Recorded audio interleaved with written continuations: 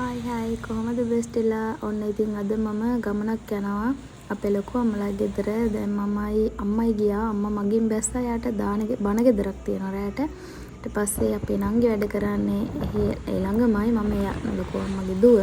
එයාත් එක්ක මම ගියා ඒගොල්ලන්ගේ ගෙදර. ඊට පස්සේ අපි දෙන්න යනකොට ලොකු අම්මත් අර අම්මා ගිහපු දාන ගෙදරම ගිහිල්ලා තමයි හිටියේ. අපි දෙන්න විතරයි ගෙදර හිටියේ. අපි දෙන්න ඉතින් මගෙන් රයිස් එකක් එහෙම අරගෙන ගියා. ඒක ඉතින් වීඩියෝ මොකුත් නම් ඊට පස්සේ ගන්න බැරි වුණා. මේ ඉතින් ඊට පහුවෙනිදා අපි අද ප්ලෑන් කරගෙන ඉන්නවා නංගිගේ ඔෆිස් එකේ වැඩ කරන ප්‍රෙග්නන්ට් වෙලා ඉන්න එයාගේ වයසම යාළුවෙක්ට කෑම එකක් හදන්න. අපි ඉතින් උදේ ඉඳලම වැඩ පටන් ගත්තා. ඇයි ඉතින් දවල් වෙද්දී යාට කෑම එක අරන් යන්න ඕනනේ. නමුත් ඉතින් මම ඉස්සරහට කියන්නම්කෝ අපි මේ කෑම එක හදලා කීයටද අරගෙන ගියේ කියලා. ඔන්න ඉතින් හදලා ඉවරයි. අපි හැදුවා බත් තිව්වා. ඊට පස්සේ ලොකු අම්මා පරිප්පු මැල්ලුම් එකක් හැදුවා.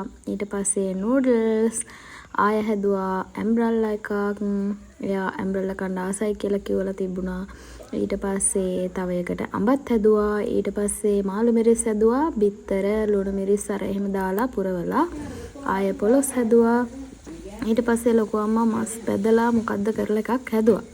ඊට පස්සේ ආය බටු මෝජ එකක් හැදුවා. ආය අපි සැලඩ් එකක් හැදුවා. සැලඩ් එකයි මේකට තව වැව් මාළු වගේක් හම්බුණා. ඒත් එක්කම ඊට පස්සේ අපි ඒකත් ඒ වෙලාවෙම බෙදලා ගත්තා.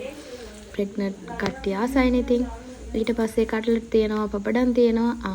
ඊට පස්සේ අවසානට අල හොදියකකුත් හැදුවා. ඒකත් වෙනම අරගෙන තමයි ගියේ. ඔන්න ඉතින් අපි යනවා. ඔන්න බලන්නකෝ පහුගිය ටිකේ වැඩ පෙන්නපු අර දැදුරු ඔය තමයි මේ ඔයාලා දකින්නේ දැන් තියෙන විදිය. වැස්සත් එක්ක සාමාන්‍ය මට්ටමකට දැනුත් වතුර තියෙනවා ඒකේ. ඒත් එක්කම තවත් එකක් ඒ ළඟම එකක් හම්බෙනවනේ. ඒක තමයි දැන් මේ ඔයාලා දැක්කේ. දැන් ඉතින් අපි දෙන්නා වහිනවා ආය විනාඩි 5ක් අවුව ඔහොම පාරේ යන ගමන් තමයි මේ ඉන්නේ.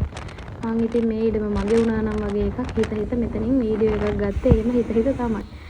ඊට පස්සේ ඉතින් අපි දෙන්න මේ කෑම එක මට කියන්න බැරි වුණානේ. මේ විදියට ගිහිල්ලා අපි දෙන්න කෑම එක අරගෙන යනකොට ඒ නංගිට කෑම එක දෙනකොට කොහොම හරි දවල් වෙලාව 2ට විතර ඇති. දවල් කෑම කන වෙලාවත් පහු වෙලා. එයා නම් කිව්වා ඉතින් උදේට කෑවේ 11ට විතර ඒ හින්දා බඩගිනි නෑ කියලා. එයා ඉතින් බඩගිනි වුණත් කියන්නේ නෑනේ. නමුත් ඉතින් අපි දෙන්නට පුළුවන් උපරිමයෙන් ටක් ගාලා අපි දෙන්න අරගෙන ගිහිල්ලා දුන්නා. ඊට පස්සේ අපේ නංගිගේ යාළුවෙකුටත් කෑම එකක් දුන්නා.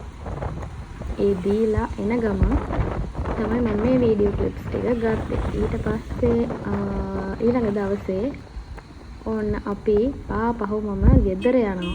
මම කොහොම හරි දවස් 2ක් හිටියා. ඉඳලා ඊළඟ දවසේ යනවා ආපහු අර වගේම දැදුරුව පාස් කරගෙන එහෙම තමයි ඉතින් යන්න තියෙන්නේ.